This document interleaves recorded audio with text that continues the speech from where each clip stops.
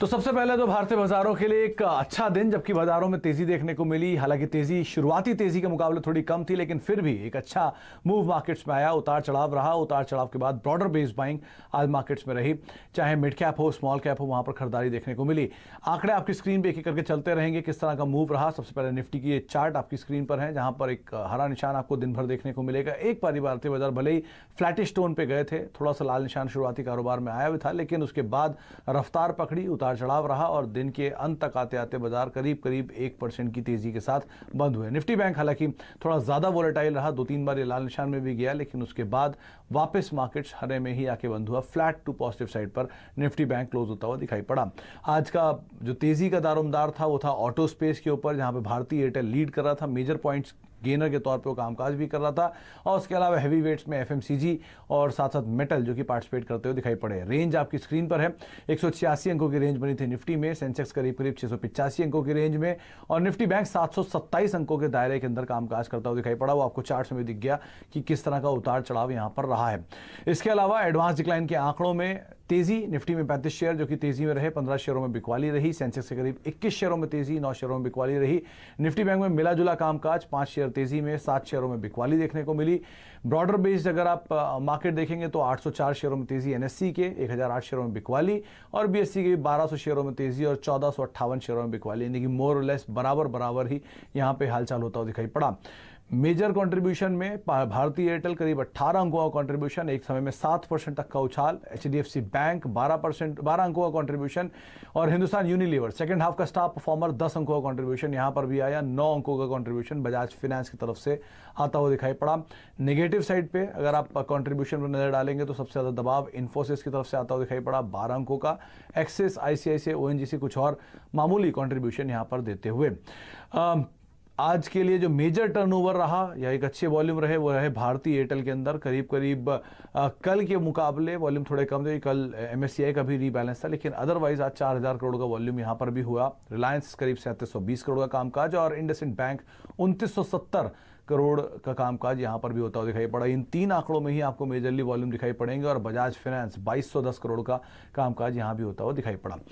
चलिए, इन आंकड़ों के बाद अब अपने पैनल से आपको मुखातिब कराते हैं। हमारे साथ श्रीकांत चौहान है बातचीत करने के लिए, साथ ही साथ वीरेंद्र हैं, यतिन हैं और दीपाली हैं, मेरे तमाम सहयोगी जो रोज हमारे साथ मौजूद रहते हैं अलग अलग मामलों पे बातचीत करने के लिए।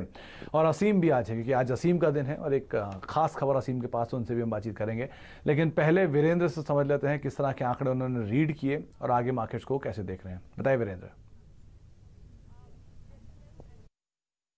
देखिए, आज हमने मंडे मॉर्निंग के लोज को वॉलेट नहीं किया, और इसने एग्जैक्टली अगर आप देखिए कॉन्फिडेंस दिया 11300 से लेकर 11400 के बीच के पुट राइटर्स को। अगर आप देखें तो आज सबसे स्ट्रॉन्ग पुट राइटिंग 3 स्ट्राइक्स पे हुई है, 11200, 11300, और सबसे स्ट्रॉन्ग पुट राइटिंग हुई 11400 के स्ट्राइक पे, जो कि इंडिकेट करती है कि 11380, 11420 एक स्ट्रॉन्ग सपोर्ट के तौर पे काम करेगा। लेकिन ऊपर क्या, ऊपर एक टसल जोन, ऊपर एक रेजिस्टेंस जोन जो आता है वो आता है पहला 11600, 11650 की रेंज में, क्योंकि आज सबसे स्ट्रॉन्ग कॉल राइटिंग अगर कहीं पे हुई है और कहीं ओआई खड़ा है तो 24 लाख का 11600 की कॉल में, और 650 की कॉल में लगभग 10 लाख का, तो करीब 34 लाख का ओआई, तो एक स्ट्रॉन्ग टफ रेजिस्टेंस 11600, 11650।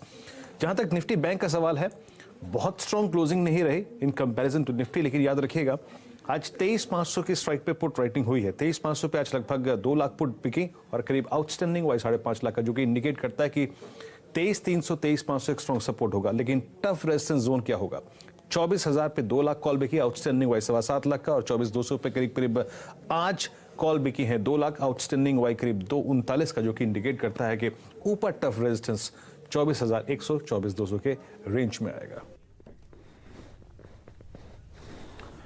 तो 24100, 24200 निफ्टी बैंक के लिए वो रेंज है जहां पर रेजिस्टेंस मार्केट फेस कर सकता है, तो आप इस हिसाब से अपनी रणनीति को बना के चल सकते हैं।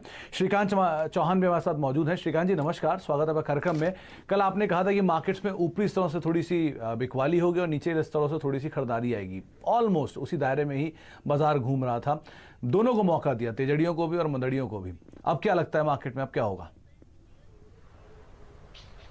बिल्कुल, वैसे देखिए आज का जो सेशन था मार्केट के लिए वो काफ़ी इम्पॉर्टेंट था, बिकॉज आज का जो दिन था उसमें काफ़ी सारे इवेंट्स थे। जैसे आज हमें जो जीडीपी के नंबर्स आए थे उसके ऊपर हमें रिएक्ट करना था, साथ ही साथ आज के दिन में जो न्यू नॉर्म्स आए थे मार्जिन्स के, उसको मार्केट कैसे लेता है वो देखना था, और आने वाले जो एजीआर के जो आउटकम थे उसको मार्केट कैसे फेस करता है। तो ऐसे काफी सारे इवेंट्स एक साथ आए थे। लोन मोरेटोरियम के ऊपर एक बात होने वाली थी, तो देखा जाए तो मार्केट ने वैसे काफी अच्छी तरीके से आज के पूरे ओवरऑल मार्केट सेंटीमेंट को पकड़ के रखा, और मार्केट की क्लोजिंग वैसे काफी बढ़िया है।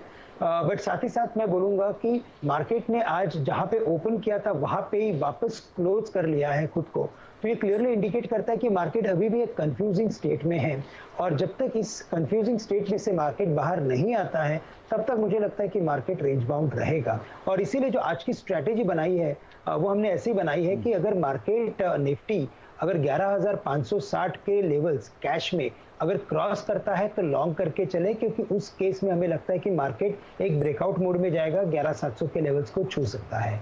और यदि अगर बैंक निफ्टी अगर 23,400 के लेवल्स को तोड़ता है तो वहां पे हमें शॉर्ट करके चलना चाहिए, तब हमें टारगेट्स लगते हैं कि ये 22,900 तक जा सकता है, और उस केस में हमें स्टॉप लॉस रखना है 11,500 का निफ्टी के लिए, और जो बैंक निफ्टी है उसे लिए हम स्टॉप लॉस रखेंगे 23,600 का। तो एक बाय और एक सेल की स्ट्रैटेजी है, लेकिन ये दोनों कंडीशनल स्ट्रैटेजी है, क्योंकि मार्केट अभी भी हमें लगता है कि एक रेंज के अंदर है, एक दायरे के अंदर है, और उस दायरे के बाहर जब आएगा तभी हमें एक सही ट्रेंड मिल सकता है।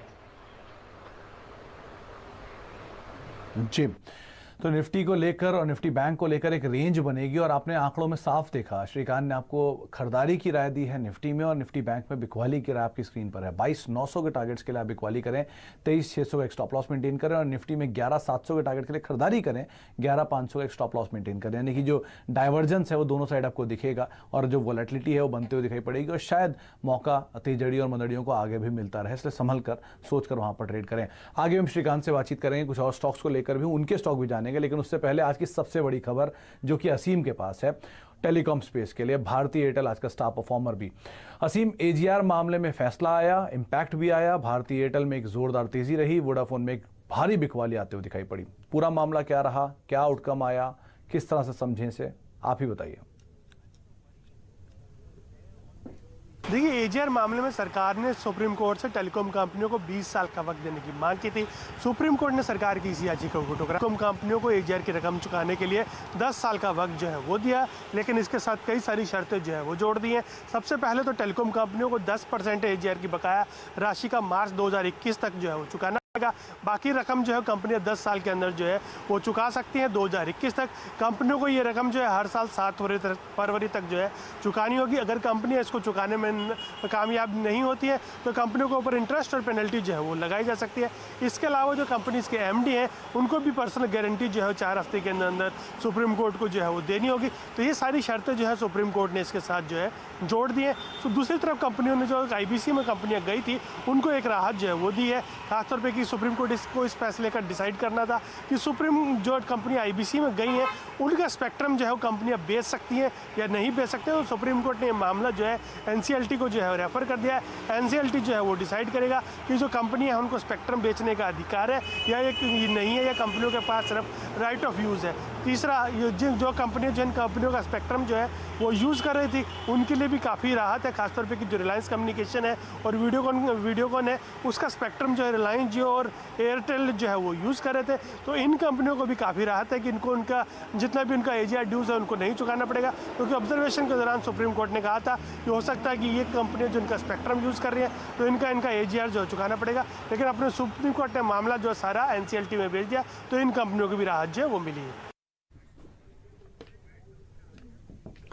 तो राहत के असर भी आपको देखने को मिला। भारतीय एयरटेल 7% तक का उछाल दिखाकर गया, और आइडिया में करीब करीब 10% से ज़्यादा की बिकवाली है। रिलायंस इंडस्ट्रीज भी आज शुरुआती कारोबार के बाद एक अच्छी तेज़ी में रहा। श्रीकांत, भारतीय एयरटेल के साथ ही शुरुआत करेंगे, कैसे देख रहे हैं आज के मूव को? 550 का लेवल क्रॉस किया, बंद नहीं हुआ हालांकि उसके ऊपर, लेकिन फिर भी 548 549 के आसपास का एक मूव इसमें जो देखने को मिला, किस तरह का मूव अब, या फिर किस तरह की तेज़ी आगे आप देख रहे हैं इस आज के मूव के बाद?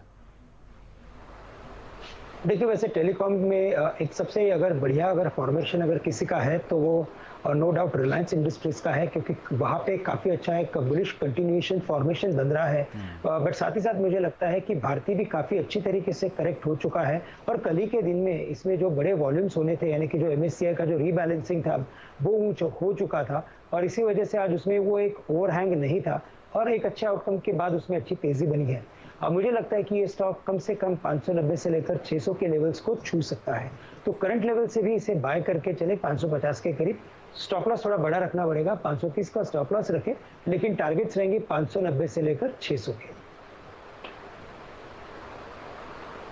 जी, तो 590 595 ये पहले टारगेट्स हैं, 530 एक स्टॉप लॉस यहाँ पर आप मेंटेन करके चल सकते हैं। श्रीकांत, आगे बढ़ें उससे पहले आप अपने ही 2 शेयर पहले बता दें कि आज आपने कौन से 2 शेयर चुने हैं जहां पर आप तेजी या मंदी देख रहे हैं। वैसे देखिए टेलीकॉम को अगर छोड़े तो उसके बाद अगर आप देखेंगे तो एक्टिविटी सबसे ज्यादा देखने को मिली फार्मा स्टॉक्स में और मेटल स्टॉक्स में, और मेटल स्टॉक्स में देखने मिली होगी तेजी, क्योंकि जो कल के जो मेटल पूरे कमोडिटी मार्केट को देखते हो तो वहाँ पे अच्छी तेजी बनी थी। मुझे लगता है कि टोरेंट फार्मा वैसे काफी अच्छा करेक्ट हो चुका है, 3000 के करीब था, वहां से लगातार गिरते गिरते ये स्टॉक 2600 2650 के करीब आया था, 2700 के करीब का क्लोज है। करंट लेवल से इसे बाय करके चले। स्टॉप लॉस हम रखेंगे 2650 का, टारगेट्स रहेंगे यहाँ पे 2850 से लेकर 2900 के। और साथ ही साथ मुझे लगता है जैसे मेटल इंडेक्स में तेजी बनी है तो वहाँ पे हिंडाल्को में अच्छी तेजी बनी है, और वहाँ पे काफी रिमार्केबल वॉल्यूम्स है, तो करंट लेवल से हिंडाल्को को बाय करके चले। 190 का स्टॉप लॉस रखे, 205 के टारगेट के लिए हम हिंडाल्को को लॉन्ग करके चल सकते हैं। इनफैक्ट आज का जो दूसरा सबसे बड़ा इवेंट था, परफॉर्मेंस थी, वो मेटल स्पेस से आई थी और हिंडाल्को एक अच्छी तेजी दिखा भी रहा था। 205 के टारगेट्स अब श्रीकांत यहाँ देख रहे हैं, 190 का स्टॉप लॉस मेंटेन करें और यहाँ पर आप खरीदारी करके चल सकते हैं। एक और बड़ा इवेंट था आज, ऑटो सेल्स के नंबर अब तक पूरे नहीं आए हैं, लेकिन हाँ बहुत सारे आंकड़े आ चुके हैं। किस तरह के आंकड़े हैं, कितना वेरिएशन है, आगे कैसे नंबर्स में साइन दिख रहे हैं, ये सब जान लेते हैं। पहले दीपाली से, फिर श्रीकांत की राय भी इस पर हम लेंगे। दीपाली बताइए पहले कैसे रहे आंकड़े जो अब तक देखने को मिले हैं और किसने बाजी मारी है इस बारी? अगस्त महीने के ऑटो बिक्री के आंकड़े अनुमान से बेहतर रहे। एक चीज सबसे इंपॉर्टेंट जो हमने पिछले 2 महीने के सेल्स नंबर्स में देखी थी जून और जुलाई में, कि सबसे तेज रिकवरी हमने ट्रैक्टर सेगमेंट में देखी थी, उसके बाद 2 व्हीलर्स में, और सबसे last recovery passenger vehicle segment में देखी है। और वही रुझान अगस्त के आंकड़ों में भी नजर आ रहा है। आप ट्रैक्टर सेल्स अगर देखेंगे इस महीने की तो एक्सपेक्टेशन से काफी बेटर रही है।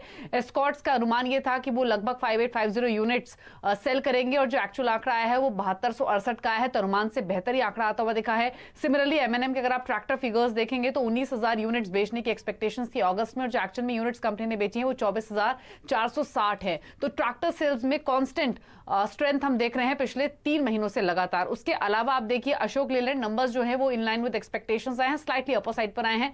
6250 यूनिट्स कंपनी बेचेगी ऐसी एक्सपेक्टेशंस थी कमर्शियल व्हीकल सेगमेंट में, और जो आंकड़ा है वो 6325 का है। वहीं अगर आप मारुति के नंबर्स देखेंगे तो जो अनुमान लगाया जाए तो उससे स्लाइटली लोअर साइड पर आंकड़ा आता हुआ दिखा है। 1,30,000 यूनिट्स कंपनी बेचेगी ऐसी एक्सपेक्टेशंस थी, जो आंकड़ा है वो 1,24,000 का आया है। तो एस्टिमेट से 5% नीचे ये सेल्स रही हैं। आयशर मोटर्स के अगर आप देखेंगे तो 6% के आसपास लोअर ये आंकड़ा आया है एस्टिमेट्स के हिसाब से। तो एक चीज खास अब तक के आंकड़ों में कि जो एक्सपेक्टेशन थी ट्रैक्टर सेगमेंट में जो रिकवरी बनी थी वो सस्टेन कर रही है, सेल्स इनफैक्ट और स्ट्रांग हुई है। पैसेंजर व्हीकल सेगमेंट में भी जो सेल्स हैं वो एक्सपेक्टेशंस के आसपास से रही हैं। अब नजरें रहेंगी 2 व्हीलर सेगमेंट पे। अब तक हीरो मोटो बजाज ऑटो के आंकड़े आए नहीं है, लेकिन अनुमान ये लगाया जा रहा है कि ट्रैक्टर सेगमेंट की तर्ज पर वहां भी एक स्मार्ट रिकवरी देखने को मिल सकती है। इनफैक्ट हीरो मोटोकॉर्प के नंबर अब से कुछ देर पहले ही आए हैं, जहां पर आंकड़े जो हैं वो मोर लेस इन लाइन ही फिलहाल आते हुए दिखाई पड़ रहे हैं। लेकिन श्रीकांत, एक बहुत इंटरेस्टिंग नंबर इसमें आपको दिखाई पड़ेगा, एस्कॉर्ट्स का 20% के आसपास का वेरिएशन अनुमान से आता हुआ दिखाई पड़ रहा है। रादर M&M का भी ट्रैक्टर डिवीजन का जो वेरिएशन है वो 22% के आसपास का है। तो ये दोनों ही नंबर्स जो हैं ये अनुमान से बेहतर साइड पर आए हैं, स्पेशली एग्रीकल्चर साइड पे। एस्कॉर्ट्स के चार्ट कैसे दिख रहे हैं? 2-2.5% की तेजी, शुरुआती तेजी थोड़ी फिजल आउट हुई, लेकिन फिर भी एक अच्छी तेजी रही। आगे की चाल कैसे देखेंगे इसमें? बिल्कुल, तो आप देखिए जो एस्कॉर्ट्स के जो ट्रैक्टर है वो तो मुझे लगता है कि चलते ही रहेंगे, क्योंकि वहाँ पे जो तेज़ी बनी है वो काफ़ी काबिल तारीफ़ है, क्योंकि ये स्टॉक कुछ 500 के करीब था, वहाँ से बढ़ते-बढ़ते 1200 आ गया था और अभी 1200 के करीब इसने कुछ 1.5-2 महीने का करेक्शन किया है और फिर भी इतने बड़े सेल ऑफ के बाद स्टॉक ने 1100 के लेवल्स को तोड़ा नहीं है। तो मुझे लगता है कि ये स्टॉक 1400 के लिए जा रहा है। थोड़ा पेशेंटली हमें इसे बाय करके होल्ड करके रखना पड़ेगा। तो करंट लेवल से बाय करें, थोड़ा और नीचे बाय करें, 1050 का स्टॉप लॉस रखें और 1400 के टारगेट्स के लिए कुछ हफ्तों के लिए इसे लॉन्ग बेट बना के चले। महिंद्रा एंड महिंद्रा मुझे लगता है वो भी अच्छा है, लेकिन एक रेंज बाउंड स्टॉक है, 600 और 640 के रेंज के अंदर है। 640 के ऊपर इसमें एक ब्रेकआउट तेजी बनेगी, लेकिन तब तक मुझे लगता है कि अगर दाव लगाना ही है ट्रैक्टर बिजनेस के ऊपर या कंपनी के ऊपर तो एस्कॉर्ट्स लेके चले। जी, तो अगर आपको कोई ट्रैक्टर कंपनी में दाव लगाना है तो एस्कॉर्ट्स एक बेहतर विकल्प है। 1400 रुपए के टारगेट्स यहाँ पे श्रीकांत को दिखाई पड़ रहे हैं स्टॉक में और उसके हिसाब से अपनी कोई रणनीति को आप रख सकते हैं। एक ब्रेक का वक्त है, लेकिन ब्रेक पे जाने से पहले अब तक जिन शेयरों पर या फिर जो बातचीत हुई वो आपको बताते हैं। निफ्टी को लेकर श्रीकांत को लगता है कि तेजी का रुख बना रह सकता है, लेकिन निफ्टी बैंक में जो रुख है वो थोड़ा उलट रह सकता है। तो निफ्टी के लिए टारगेट्स हैं 11,700 के, 11,500 का एक स्टॉप लॉस यहाँ पर आप मेंटेन कर सकते हैं। निफ्टी बैंक के लिए आपके लिए रणनीति उलट होगी, वहां पर आप बिकवाली करके चल सकते हैं। 22,900 के टारगेट्स के लिए 23,600 का एक स्टॉप लॉस यहां पर मेंटेन करके चल सकते हैं। श्रीकांत ने जो 2 पिक्स दी हैं वो भी आपको बताते हैं। हिंडाल्को उनकी तरफ से एक पसंद है, वैसे भी मेटल स्टॉक में एक अच्छी तेजी आज वहां पर देखने में मिली थी, तो आप हिंडाल्को में खरीदारी कर सकते हैं। 205 के टारगेट्स के लिए 190 का स्टॉप लॉस मेंटेन करें। और टोरेंट फार्मा एक लंबे अंतराल तक से कंसोलिडेशन के बाद इस स्टॉक में दोबारा मूव जनरेट हुआ है। 2850 के टारगेट्स के लिए आप यहां पर खरीदारी करें।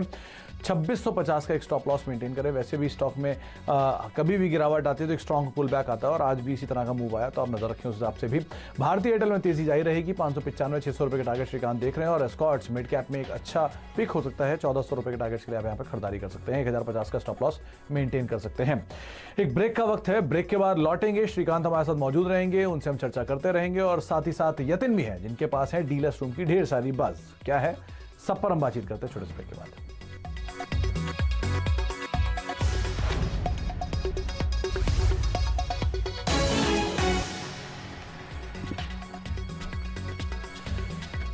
आप देख रहे हैं मार्केट टुडे। हमारे आज के जानकार श्रीकांत चौहान हमारे साथ मौजूद भी हैं और साथ ही यतिन भी मौजूद हैं। यतिन हमारे साथ रोज बरोज जुड़ते हैं डीलर्स रूम की बज लेकर और आज भी मौजूद हैं, लेकिन आज डीलर्स रूम में सिर्फ एक ही तरह की बज है, वो है टेलीकॉम को लेकर, जो कि यतिन के पास है। यतिन बताइए क्या है अपडेट आपके पास पूरे स्पेस में?